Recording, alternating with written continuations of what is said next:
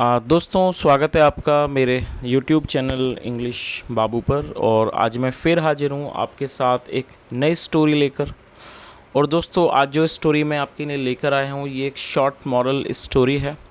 बहुत ही अच्छी कहानी है, बहुत ही अच्छे मॉरल के साथ सुनकर आपको बहुत मज़ा आएगा। उसके अलावा इस स्टोरी में आपको कुछ नए इंग्लिश के वर्ड मीनिंग सीखने को मिलेंगे, उनकी करेक्ट प्रोनाउंसिएशन के बारे में पता चलेगा। और जो इसका ग्रामर का स्ट्रक्चर है, जो इसका ग्रामर का पार्ट है, उसे बिल्कुल ही डिटेल में कवर करेंगे। तो जो ट्रांसलेशन का प्रोसेस है आप बहुत ही आसानी से सीख पाएंगे और साथ में समझ भी पाएंगे। तो चलिए दोस्तों, आज की इस कहानी को हम शुरू करते हैं। और सबसे पहले कहानी का टाइटल देखते हैं। कहानी का टाइटल है द स्टारफिश। क्या मतलब हुआ दोस्तों? स्टारफिश एक प्रकार की मछली है जिसे हिंदी में तारा मछली कहा जाता है, और ये एक प्रकार की मछली होती है।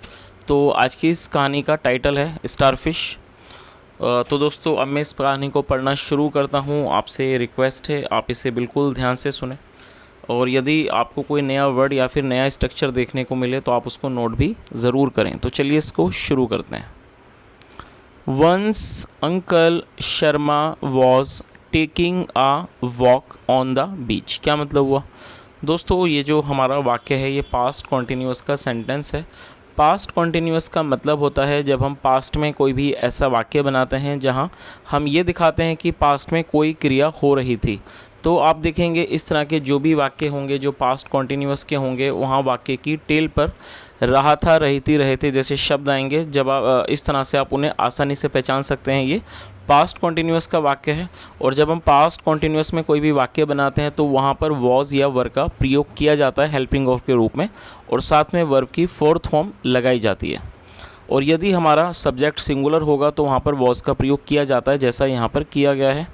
और टेकिंग अ वॉक का मतलब होता है सैर करना, घूमना फिरना, उसे टेकिंग अ वॉक कहा जाता है। और दोस्तों अगर आप इस वर्ड की बात करें WAL के, तो वॉक का मतलब चलना होता है, जो कि एक वर्ब है। उसके अलावा ये एक नाउन भी है, मतलब ये संज्ञा भी है।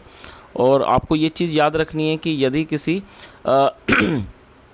वर्ब से पहले किसी भी तरह की कोई प्रीपोजिशन आती है तो वो वर्ब नहीं होता, इसका मतलब उसको नाउन के रूप में इस्तेमाल किया गया है।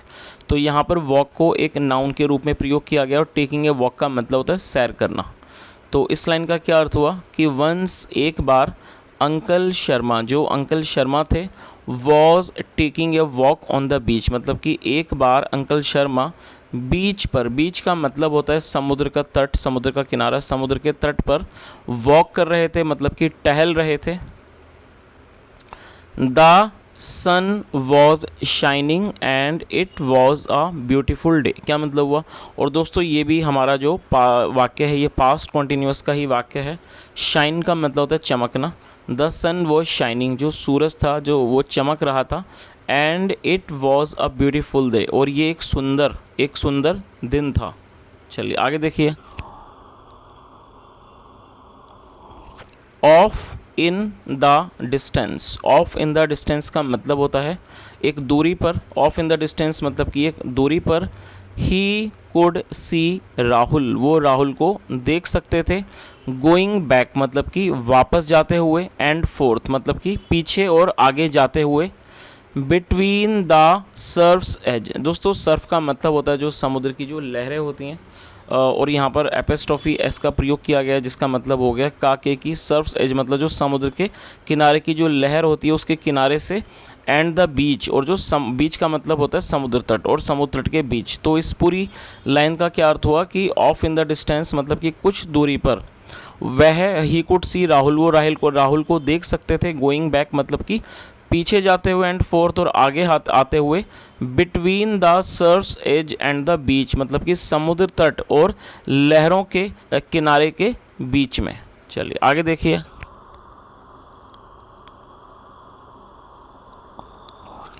As uncle Sharma approached he could see that there, क्या मतलब हुआ? As uncle Sharma approach. दोस्तों अप्रोच का मतलब होता है आगे बढ़ना, किसी की तरफ जाना। एज अंकल शर्मा अप्रोच, जैसे जो अंकल शर्मा थे वो आगे बढ़े। ही कुड सी, वो देख पाए। That there there were hundreds of starfish stranded on the sand as the result of the tide. क्या मतलब हुआ? ही कुड सी मतलब वो देख पाए कि दैट कि there were hundreds of starfish stranded. दोस्तों स्ट्रैंडेड एक एडजेक्टिव है जिसका मतलब होता है असहाय, कहीं पर पड़े होना, कहीं पर फंसे होना, उसे स्ट्रैंडेड कहा जाता है। तो उन्होंने क्या देखा था, क्या देखा कि there were hundreds of starfish stranded on the sand, मतलब कि सैकड़ों जो स्टारफिश थी, मतलब जो तारा मछलियाँ थी, वो फंसी हुई पड़ी थी ऑन द सैंड, रेत पर, as the result of the tide. Tide का मतलब होता है जो समुद्र पर नियमित रूप से उठने वाली जो लहरें होती हैं, जिसे हम ज्वार भाटे भी कहते हैं, उसके परिणाम स्वरूप वो जो सैकड़ों जो मछलियां थीं वो असहाय फंसी पड़ी हुई थी। कहाँ पर फंसी पड़ी थी? सैंड पर, मतलब कि रेत पर फंसी हुई पड़ी थी। और किस कारण? As the result of the tide, मतलब कि ज्वार भाटे या कह सकते हैं समुद्र की लहरों के परिणाम के स्वरूप। चलिए आगे देखिए। Uncle Sharma said to Rahul. जो अंकल शर्मा थे सैड टू राहुल, उन्होंने राहुल से कहा you are wasting your time. क्या मतलब हुआ? दोस्तों ये जो हमारा वाक्य है ये प्रेजेंट कॉन्टिन्यूस का वाक्य है। ऊपर आपने पास्ट कॉन्टिन्यूस के वाक्य के 2 एग्जांपल्स देखे थे और ये हमारा प्रेजेंट कॉन्टिन्यूस का सेंटेंस है। प्रेजेंट कॉन्टिन्यूस का मतलब होता है जब आप वर्तमान में कोई भी ऐसा वाक्य बनाते हैं जहां हम ये दिखाते हैं कि कोई क्रिया वर्तमान में चल रही है, तो इस तरह का वाक्य प्रेजेंट कॉन्टिन्यूस का वाक्य कहलाता है, जहाँ पर रहा है, रही है, रहे जैसे शब्द वाक्य की टेल पर आते हैं। और दोस्तों जब हम प्रेजेंट कॉन्टिन्यूस में कोई भी वाक्य बनाते हैं तो वहाँ पर इज़ एम आर का प्रयोग किया जाता है हेल्पिंग वर्ब के रूप में। ये 3 हेल्पिंग वर्ब होती हैं प्रेजेंट कॉन्टिन्यूस में और सब्जेक्ट के अकॉर्डिंगली हमें इनका प्रयोग करना होता है। यदि आपका सब्जेक्ट आई होता है तो आई के साथ एम का प्रयोग किया जाता है। ही, शी, इट या फिर सिंगुलर नाउन के साथ इज़ का प्रयोग किया जाता है। वी, यू, दे और प्लूरल नाउन के साथ आर का प्रयोग किया जाता है। तो यहाँ पर हमारा सब्जेक्ट यू है तो यू के साथ आर का प्रयोग किया गया और साथ में वर्ब की फोर्थ फॉर्म लगाई जाती है। वेस्ट का मतलब होता है किसी चीज़ को व्यर्थ करना, बेकार करना, खराब करना। तो अब इस वाक्य का मतलब देख लेते हैं। Uncle Sharma said to Rahul. Uncle Sharma ने राहुल से कहा you are wasting your time, मतलब कि आप अपना समय बर्बाद कर रहे हो। चलिए आगे देखिए। There are far too many starfish. क्या मतलब हुआ? There are far too many starfish, मतलब कि यहाँ बहुत सारी अनेकों तारा मछलियाँ हैं। Many of them are sure to die. Sure का मतलब होता है किसी चीज़ की का निश्चित होना। तो क्या मतलब हुआ? Many of them. Many of them मतलब उनमें से कई, आर श्योर टू डाई, उनमें से कई जो हैं वो निश्चिंत हैं। आर श्योर टू डाई मतलब इस लाइन का क्या अर्थ हुआ कि उनमें से कई ऐसी हैं जिनका बिल्कुल निश्चिंत हैं टू डाई की उनकी मृत्यु हो जाएगी। आगे देखिए। But Rahul continued the task of picking up starfish one by one and throwing them into the water. क्या मतलब हुआ? But Rahul continued the task. Continue का मतलब होता है किसी काम को जारी रखना और ये हमारा पास्ट इंडेफिनिट का अफर्मेटिव वाक्य है जहाँ पर सेकंड फॉर्म का प्रयोग किया जाता है। But Rahul continued the task, और टास्क का मतलब होता है कोई काम। लेकिन क्या मतलब हुआ कि लेकिन राहुल ने काम को जारी रखा। और किस काम को जारी रखा? ऑफ पिकिंग अप स्टारफिश, मतलब कि तारा मछली को उठाने का, वन बाय वन एक एक करके, एंड थ्रोइंग दैम और उनको फेंकने का, इनटू द वाटर और उनको पानी में फेंकने का। तो दोस्तों यहाँ पर आपको कहानी शायद मैं उम्मीद करता हूँ अच्छे से समझ आई रही होगी। जैसा हमने इस कहानी के अंदर देखा कि जो अंकल शर्मा थे उन्होंने उस छोटे बालक को देखा जिसका नाम राहुल है। वो क्या कर रहा था? तट पर बहुत सारी जो तारा मछलियाँ थीं वो फंसी हुई पड़ी थी रेत पर और वो एक एक करके उनको उठाकर पानी में फेंक रहा था ताकि वो उनकी जान को बचा सके। और जब अंकल शर्मा वहाँ पर आए तो उन्होंने उसे समझाया कि ये जो काफ़ी सारी मछलियाँ और इनमें से ज़्यादातर जो इनकी मौत हो जाएगी। उसके बाद भी जो राहुल था उसने अपने काम को जारी रखा और वो क्या कर रहा था? उनमें से एक एक मछली को उठाकर वो पानी में फेंक रहा था। चलिए आगे देखिए। Uncle Sharma said. जो अंकल शर्मा थे उन्होंने कहा you must be crazy. You must be crazy मतलब आप ज़रूर पागल हो गए हो। You must be crazy, crazy का मतलब होता है पागल हो जाना। यू मस्ट बी क्रेज़ी मतलब आप ज़रूर पागल हो गए हो। The whole beach is covered with starfish. क्या मतलब हुआ? द होल बीच, मतलब कि जो पूरा जो बीच है, समुद्र का तट है, इस कवर्ड वो भरा हुआ है किस चीज़ से? विद स्टारफिश, तारा मछली से। You can't possibly make a difference. क्या मतलब हुआ? यू कांट, कांट मतलब can not, you can not possibly make a difference, मतलब कि आप संभवतः कोई भी फ़र्क नहीं ला सकते हो। तो इस लाइन का क्या मतलब हुआ कि you can't possibly make a difference, मतलब कि आप संभवतः कोई भी फ़र्क नहीं ला सकते। चलिए आगे देखिए। Rahul looked at the uncle. क्या मतलब हुआ? और ये लुक की सेकंड फॉर्म है। लुक का मतलब होता है देखना। Rahul looked at the uncle Sharma, Rahul ने अंकल शर्मा को देखा।